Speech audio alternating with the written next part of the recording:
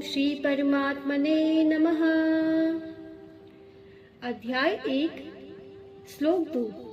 संजय उवाच दृष्ट्वा तु पाण्डवानीकं व्यूढं दुर्योधनस्तदा आचार्यम् उपसंगम्य राजा वचनं ब्रवीत। संजय ने कहा, हे राजन, पांडुपुत्रों द्वारा सेना की व्यूह रचना देखकर राजा दुर्योधन अपने गुरु के पास गया और उसने ये शब्द कहे।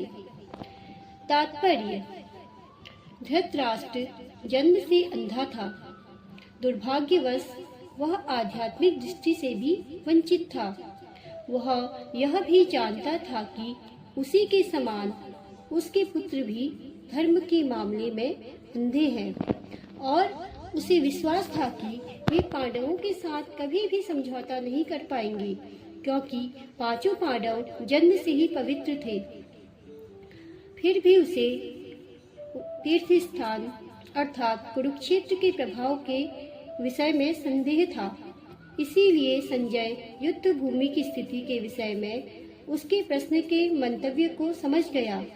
अतः वह निराश राजा को प्रोत्साहित करना चाह रहा था। उसने उसे विश्वास दिलाया कि उसके पुत्र पवित्र स्थान के प्रभाव में आकर किसी प्रकार का समझौता करने नहीं जा रहे हैं। उसने राजा को बताया कि उसका पुत्र दुर्योधन पांडवों की सेना को देखकर तुरंत अपने सेनापति द्रोणाचार्य को वास्तविक स्थिति से अवगत कराने गया।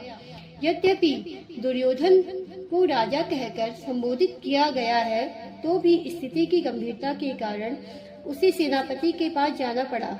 अतएव दुर्योधन राजनीतिज्ञ बनने के लिए सर्वथा उपयुक्त था। किंतु जब उसने पांडवों की व्यूह रचना देखी तो उसका यह कूटनीतिक व्यवहार उसके भय को छिपा न पाया।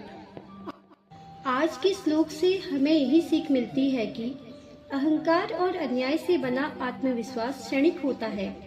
सच्ची शक्ति केवल धर्म और सत्य के साथ चलने से ही मिलती है। यदि यह पाठ आपको अच्छा लगा तो इस वीडियो को लाइक करें, सब्सक्राइब करें, कमेंट करें और कमेंट में हरे कृष्ण लिखना ना भूलें।